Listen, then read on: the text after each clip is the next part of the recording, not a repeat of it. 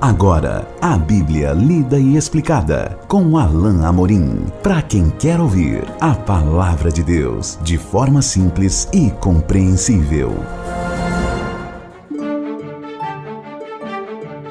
Olá, meu querido ouvinte, minha querida ouvinte. Estamos de volta com mais um programa A Bíblia Lida e Explicada. Eu sou o pastor Alain Amorim. Nós continuamos o nosso estudo no Evangelho de Lucas, hoje iniciando mais um capítulo 17 de Lucas.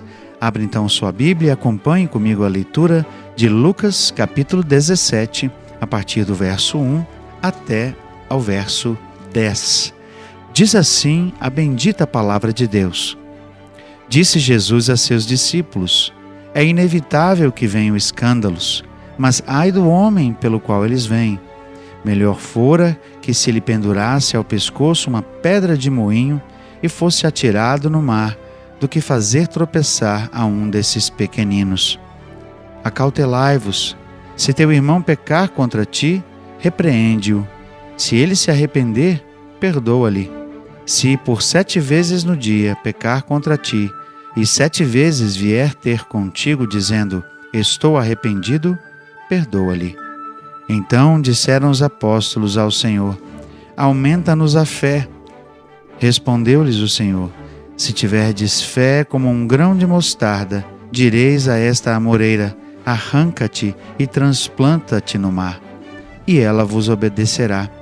Qual de vós, tendo um servo ocupado na lavoura ou em guardar o gado, lhe dirá quando ele voltar do campo: vem já e põe-te à mesa?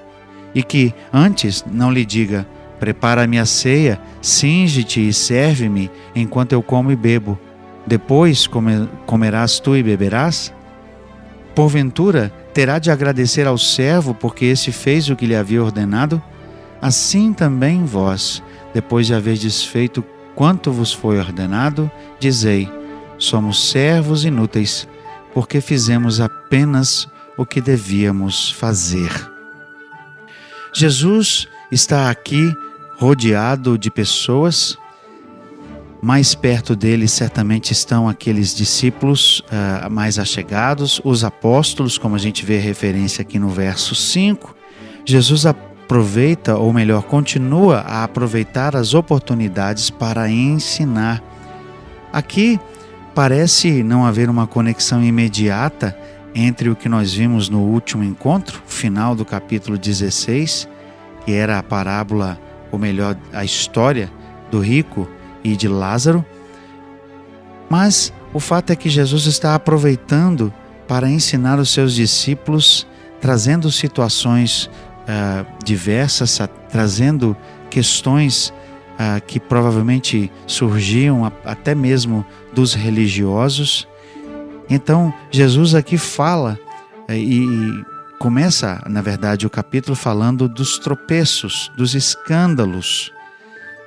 É interessante que Jesus faz um alerta para não especificamente para a questão do escândalo como se fosse novidade, porque ele diz: é inevitável. As coisas acontecem, os tropeços, os escândalos, as coisas ruins acontecem, mas Jesus faz um alerta: ai do homem pelo qual eles vêm. Melhor fora que ele se pendurasse nele, que se lhe pendurasse ao pescoço uma pedra de moinho. Jesus faz um alerta porque há pessoas que podem trazer ou fazer algo ruim para pessoas de tal modo que sua fé venha a falhar, venha a cair. Esse é o sentido aqui. Ai do homem pelo qual eles vêm. Ai daqueles que fizerem tropeçar pessoas justas, pessoas honestas. Ai daqueles que derem causa para que outros falhem, tropecem. E o texto diz de forma, claro, exagerada, mas o ponto fica claro. Melhor seria se uma pedra de moinho, que era uma pedra pesadíssima, fosse amarrada ao seu pescoço e ele fosse atirado ao mar, do que fazer tropeçar um desses pequeninos. Pequeninos aqui, não no sentido de crianças, mas pequeninos da fé, aqueles que eram crentes e que talvez até mesmo ainda imaturos na fé fossem guiados de forma errada a falhar, a errar e até mesmo a abandonar a fé. O juízo recairia sobre aqueles que os conduziam. Esse é um alerta sério que Jesus faz aqui.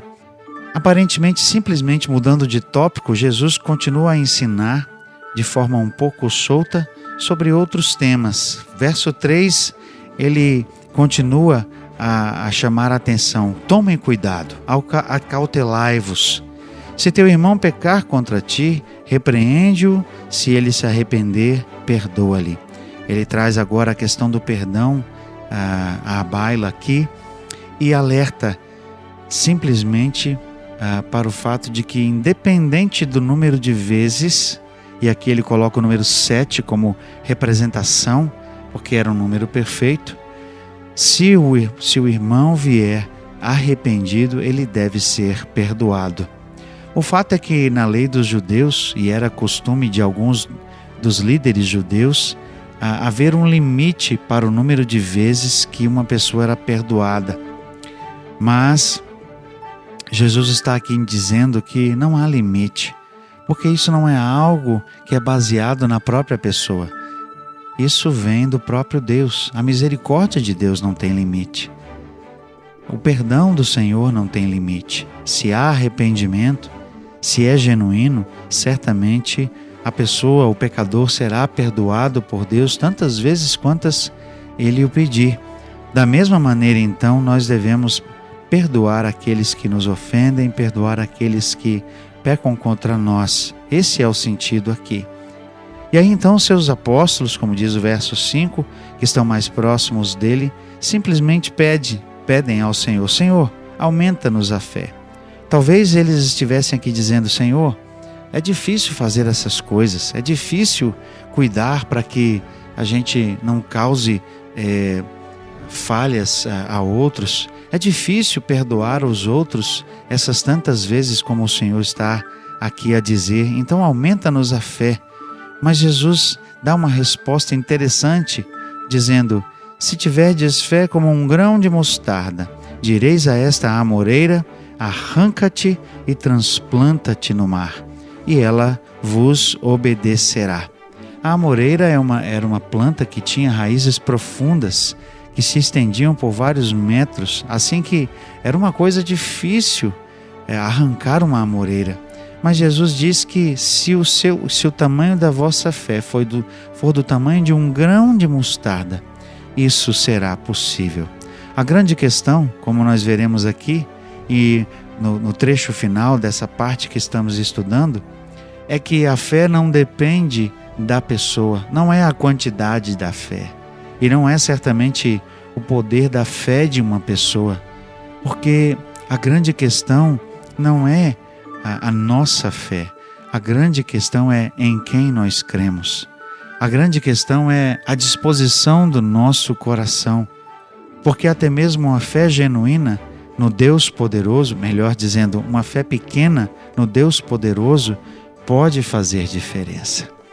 A grande questão, meu querido ouvinte, minha querida ouvinte, não é o tamanho da nossa fé, porque muitas vezes vacilamos, erramos, falhamos. Nossa fé muitas vezes se mostra pequena. E não é que não devamos buscar que a nossa fé aumente, que a nossa fé seja, entre aspas, melhorada, mas nós não dependemos de nós. Nós precisamos depender do poder de Deus. Uma fé pequena, uma fé do tamanho de um grão de mostarda, no Deus poderoso, grandioso, faz realmente muitas coisas, porque Deus é poderoso. Não por nós, mas por causa dele mesmo. Por isso Jesus traz essa ilustração. Se tiverdes fé como um grão de mostarda, pequenininho, você vai poder fazer grandes coisas, porque Deus é poderoso. Na verdade, Deus é poderoso para fazer grandes coisas.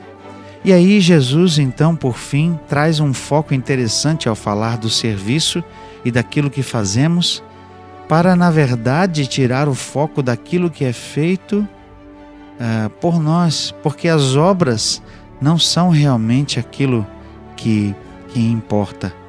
Porque no final das contas, se tivermos feito aquilo que o Senhor pede de nós, nós seremos apenas servos inúteis. Quantas vezes eu já ouvi um grande amigo meu, pastor na minha igreja, orar e dizer isso mesmo: Senhor, nós fizemos apenas aquilo que o Senhor nos mandou. Somos servos inúteis. Mas vejamos aqui o que Jesus nos diz. Qual de vós, tendo um servo ocupado na lavoura ou em guardar o gado, lhe dirá quando ele voltar: vem já e põe-te à mesa? Ou seja, qual é o Senhor que vai dizer para o servo que está vindo do campo: olha, vem aqui que eu vou servir você? Vem aqui que eu vou colocar a mesa para você? De modo algum. O comum, o normal é que esse Senhor, mesmo tendo o servo chegado da lida, vai dizer: coloca a mesa para mim, serve-me, e depois, como nos diz aqui o verso 8, depois comerás tu e beberás. Ou seja, aquele Senhor espera que o seu servo lhe sirva. Aquele Senhor espera que o seu servo cumpra as suas tarefas. É isso que é requerido dele. Veja o verso 9. Porventura terá de agradecer ao servo, porque este fez o que lhe havia ordenado? Se o servo está cumprindo a sua obrigação, não é certamente obrigação do mestre demonstrar gratidão. O sentido aqui é que o servo está apenas fazendo aquilo que ele deveria fazer. Assim também vós, depois de haverdes feito tudo quanto foi ordenado, dizei: somos servos inúteis. Nós somos servos do Senhor. E a grande questão não é que o Senhor não vai nos recompensar. A grande questão é que nós não teremos mérito nosso para nós por aquilo que fizermos para o Senhor. O mérito é dele. Nós o servimos porque ele é Senhor. Nós somos servos. Quando tivermos servido ao Senhor, teremos feito apenas aquilo que era requerido de nós. É o Senhor que merece a glória. É o Senhor que merece a honra. Por quê? Porque o nosso serviço, as nossas obras não são meritórias. No fim das contas, somos salvos apenas pela graça do Senhor. E é uma graça imerecida. No fim das contas, tudo o que fazemos é para honrar o Senhor e não para obter merecimento ou favor perante Deus. É por isso que muito me entristece a forma como muitos pensam hoje que podem fazer certas coisas para Deus, como se Deus estivesse obrigado a retornar o favor. Nós não merecemos nada. Nós somos servos inúteis. Nós, quando servimos a Deus, fazemos apenas aquilo que é requerido de nós, porque somos salvos pela graça. Sim, fomos salvos para boas obras, mas essas boas obras devem glorificar a Deus e não a nós. E elas não podem ser de maneira alguma moeda de barganha para que possamos requerer de Deus algum favor que Ele porventura nos deva. Deus não nos deve nada. Deus nos salvou por sua graça. Tudo aquilo que recebermos será tão somente pela misericórdia, pela graça e pelo favor de Deus. Bom, chegamos ao final deste trecho. Continuaremos o estudo do Evangelho de Lucas no capítulo 17 no próximo encontro. Até lá, que Deus abençoe a sua vida. Acesse agora nossa plataforma e baixe os podcasts www.rede316.com.br. A Bíblia lida e explicada com Alain Amorim.